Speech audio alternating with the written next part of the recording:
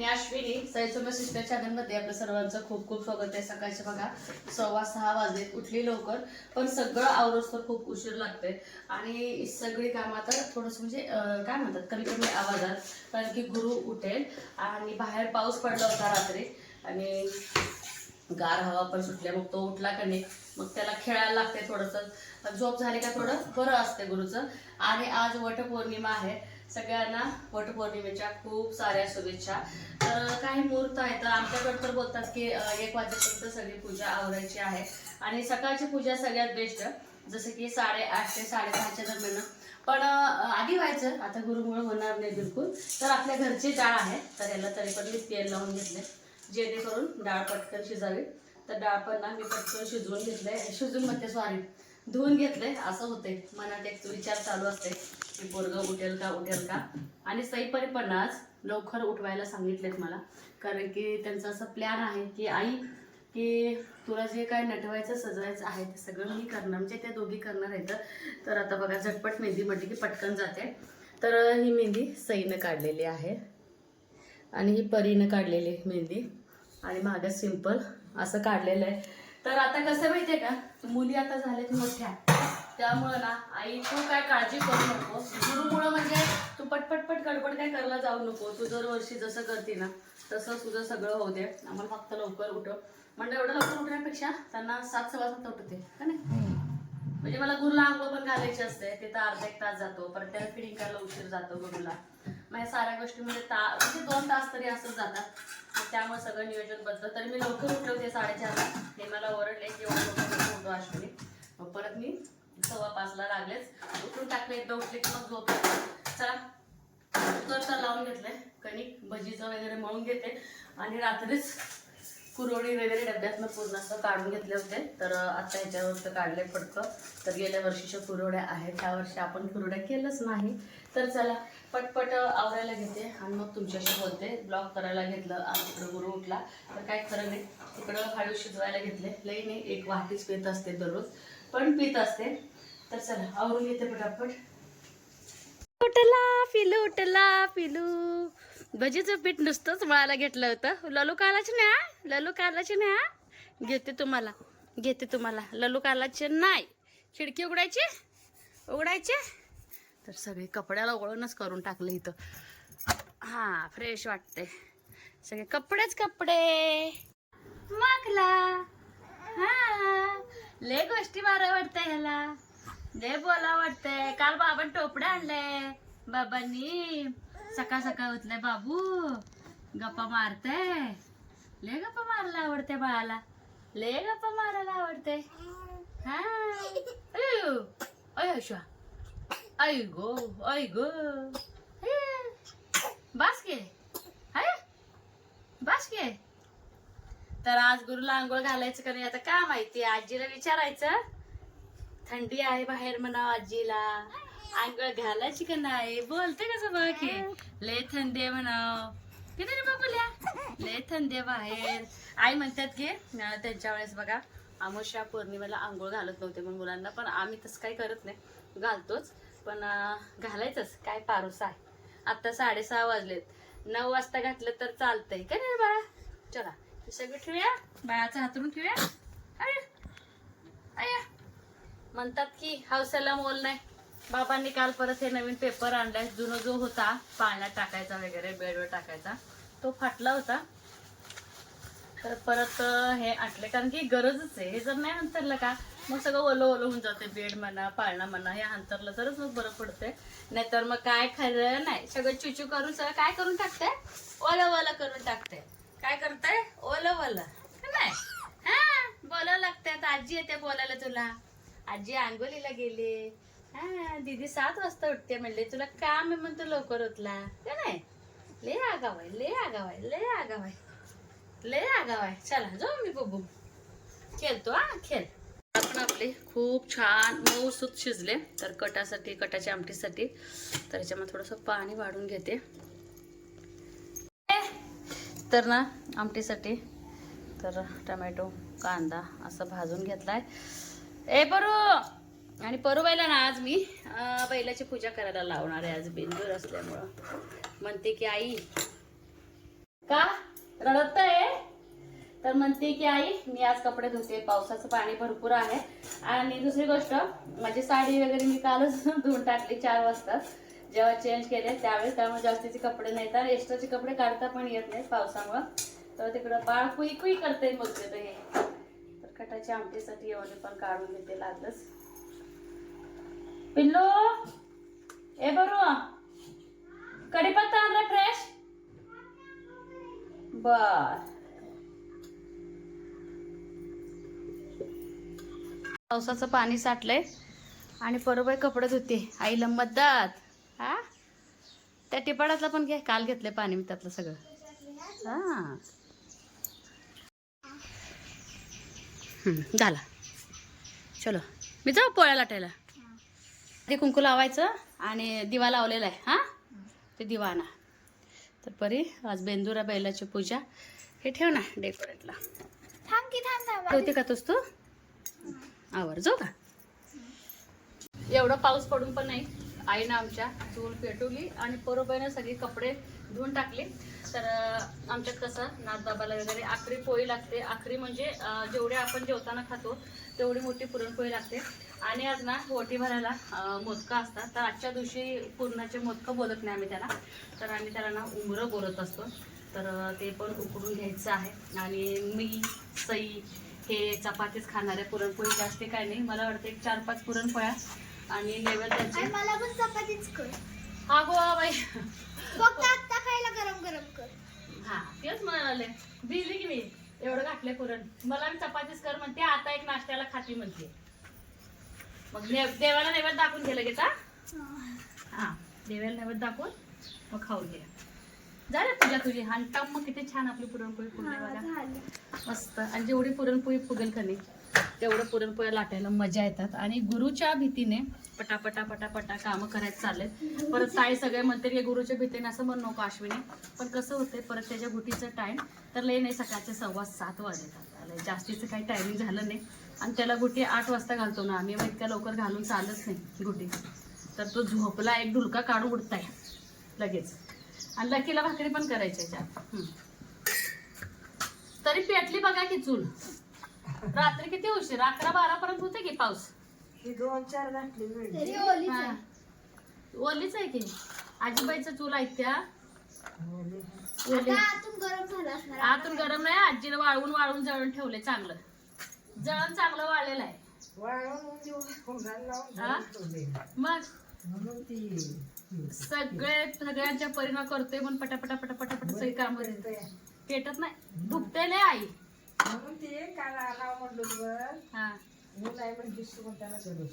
लय ऊन आई. तुम्ही दुपारचं 12 वाजता म्हणाल आई. वाळवे वाळवे आणि मस्त आपल्या पुरणपोळ्या फुगून टम. वाचवते पैसे सोनू. बापाचे पैसे वाचवते. एक पाहिजे वाचवणार.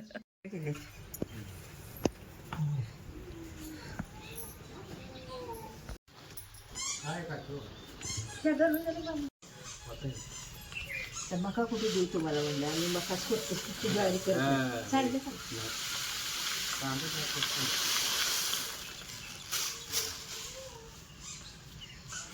नाही ह्या एक दाराला द्या कोणा तुमच्या बांधा येते का? बांधा येते का? पुरी म्हणले आजोबा आहे आजोबा म्हणतो का आजोबा सांग ना ते विसर. ठीक आहे खेळा बांध. ठीक आहे काढते. बैलाची पूजा मस्तच केले, अगदी मस्तच. तर सकाळी कधी केले तर आता 9:15 वाजले. ते म्हणतात की लेकी मोठ्या झाल्या त्यांना कळू लागलं की आईचं काही पटत नाही. एखाद्या वेळेस कामात कुरकुर करते आई हे नको ते नको कधी कधी. पण जेव्हा कुठं मला जायचं असतं, जेव्हा कार्यक्रम वगैरे काहीतरी असेल तर अजिबात मुली ऐकत नाही. तुम्हाला सांगते संध्याकाळी किती उशीर झाला होता. मुलींनी एक हात सईनं मेहंदी काढली, दुसरा हात परीनं काढली आणि परत त्यांनी संध्याकाळी जुळणी करून ठेवली होती. जसं की परी मला बोलली की आणि सई की आई पिण्यापासून आम्ही सगळं काढतो, फक्त तू बसायचं काम कर. मी बोलले होते ह्या वर्षी मला खूप घाई होईल, तर मी फक्त साधं बुचडा घालून जाणार आहे. सई बोलली की नाही, रात्रीचं पोरीनी बांगड्या सकट ते टिकली सकट सगळं काढून ठेवलेलं होतं असं एका ताटामध्ये. तर हेअरस्टाईल जे आहे एक सईनं मला वाटते 10 ते 15 मिनटात केली होती. आणि जो मेकअप आहे चेहऱ्याचा ते परीने केला होता. इतकं छान परफेक्ट. मुली कधी मोठ्या झाल्या, कधी ह्या साऱ्या गोष्टी शिकल्या मला काही कळलंच नाही. जेव्हा सई हेअरस्टाईल करत होती ना तेव्हा मला असं वाटत होतं की मी जणू काय एका पार्लरमध्ये हेअर स्टायलिस्ट करून मी केस विंचरते असं वाटलं. इतकं भारी सईनं ना विंचरलेलं होतं, खूप छान. मी तुमच्याशी ना ते फोटो शेअर पण करणार आहे. इतकं छान हेअरस्टाईल. जेव्हा फोटो काढला होता ना त्यावेळेस मला समजलं की लेकीनं किती छान हेअरस्टाईल केलेली आहे. तर बाबा मला आता काहीच करायची गरज नाही. जे काय असेल दोघी इतक्या छानपणे आवडतात ना, अक्षरशः आईसुद्धा बघत बसल्या की अश्विनी तुझ्या मुली तुला आता काहीच करू देत नाही, तर हे एक बरं आहे. पण आमच्या वेळेस मात्र हे असं काही नसायचं. साधं सिंपल आम्ही जाऊन पटकन वडाची वगैरे पूजा करत होतो. हे सुद्धा आई साईड बोलत होते.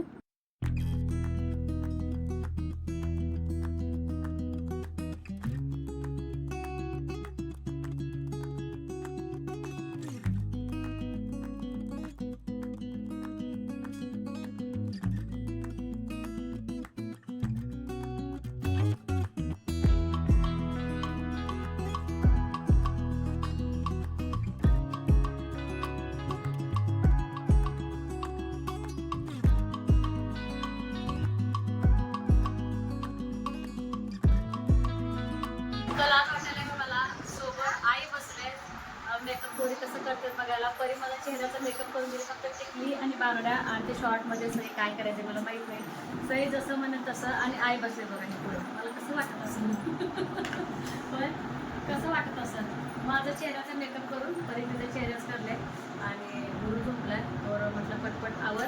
बायकांचा फोन यायला लागलेत किती वाजता जाणार आहे म्हणून. तिकडच्या जावेचा फोन आलता, इकडच्या जावेचा फोन आलता. मी म्हणलं 11 वाजता जाऊया. हा 10:30 वाजले ते. त्यांचं पण ऑर्डर पाहिजे आपल्या कावरल्या. म्हटले की 11 वाजता या मी म्हटलं. तर चला सईची हेअरस्टाईल दाखवा की. सईची हेअरस्टाईल परीचा मेकअप. काय करायचं नाही पोरीस आपण गप्प बसायची.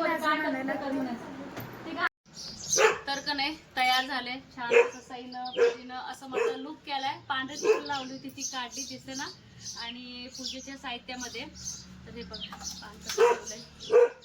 तर पान, भिजवलेली हरभऱ्याची डाळ, आरत्या आणि पिल्लू काडीपीठ तेवढं राहिलं घे रे, अगरबत्ती आणि तांदूळ घेतले ओटीत घालायला आणि असं मोदक. तर तांदूळ असं वाटीत नेण्यापेक्षा खालीच टाकते जेणेकरून सगळ्या बायकांचा तर मिक्सच होणार आहे. वस्त्रहार, आंबा, पान, सुपारी. पिल्लू हे ठेव घरात. चला जाऊया.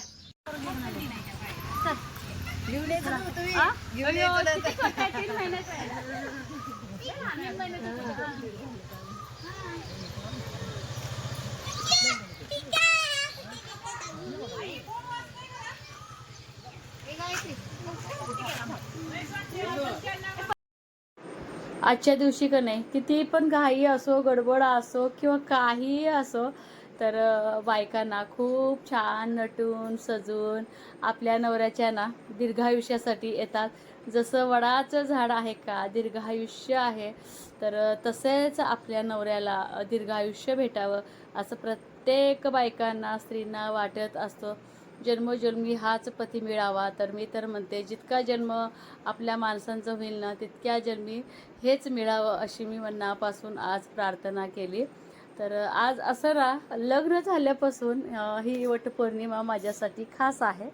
का खास आहे सांगते. एक तर गडबड घाई झाली तरी गुरु इतकं मला काही त्रास दिला नाही. अगदी व्यवस्थितपणे स्वयंपाक किंवा सईपरी जेव्हा मला मेकअप करत होते, मी जेव्हा माझा आवरत होते, कसलाच मला प्रॉब्लेम आलेला नाही आहे गुरुचा. किंवा अधूनमधून मी उठून चला बाबा आता गुरुकडे जाऊया, गुरु रडते असंही झालेलं नाही आहे. तर तरी एक मनावर प्रेशर असतं ना, जसं की आता घरात असतात आई, तर सईपरी माझ्यासोबतच येतात. जसं की मकर संक्रांती असो किंवा आपलं हे वटपौर्णिमेचं, कारण की मोठा सण असतो ना, हेच वय असतं मुलींना आईबरोबर यायचं आणि हे सगळे मुमेंट हे लोक एन्जॉय करत असतात. तर माझी पण खूप इच्छा असते दोघीही सोबतच यावं. तर गुरुजवळ आई बसलेल्या असतात, पण असं वाटते ना गुरु उठेल. तर पटकन मी ह्यांना बोललेली की माझी पूजा वगैरे होईपर्यंत, फेऱ्या वगैरे मारेपर्यंत तुम्ही येथेच थांबा.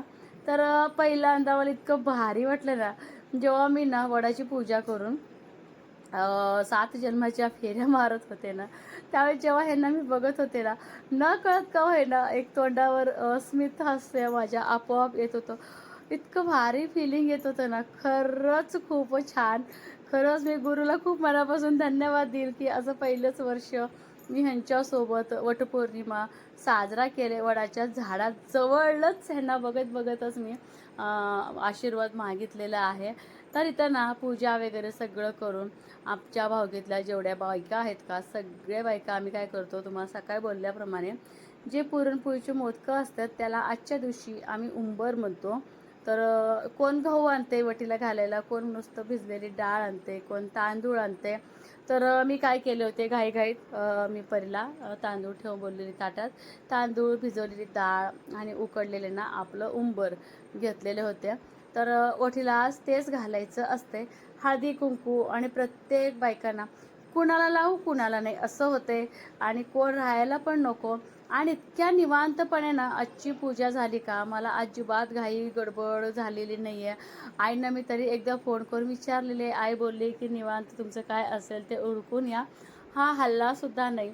तर किती बघा शांत असेल आपला गुरुबाळ. तर गुरुबाळाला सगळ्या ताई खूप भरभरून खूप प्रेम आशीर्वाद देतात. सगळ्या ताईंना खूप मनापासून धन्यवाद. तर बघा तुम्ही प्रत्येकजण किती छान म्हणजे जावा नंदा नटून थटून आलेले आहेत. इतकं भारी वाटत होतं ना. आणि विशेष म्हणजे आज ऊन ना बिलकुल नव्हतं, अगदी शिरवाळ होतं आणि गार वातावरण होतं. त्यामुळं ना एकदम छान वटपौर्णिमा अशी म्हणजे साजरी झालेली आहे. तर आणि कसं आहे आता गुरु इथं आल्यापासून आलेगावला आम्ही आल्यापासून गुरुची सटवाई काही केलेली नाही आहे.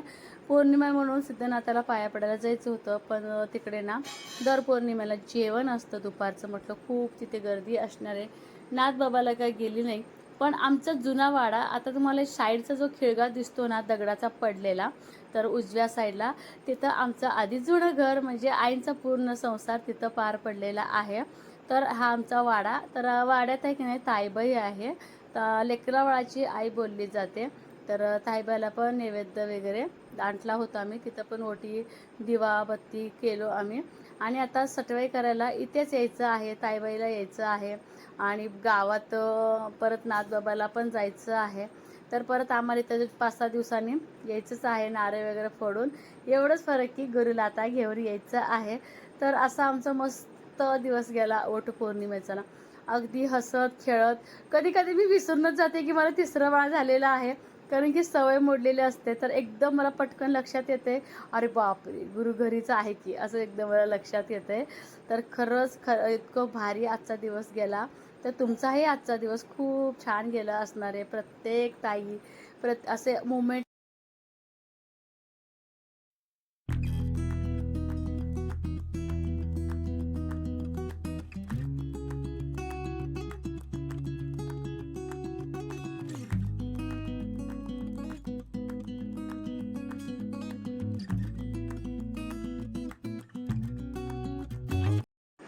तर असा होता आजचा आमचा पूर्ण छान आनंदाचा दिवस.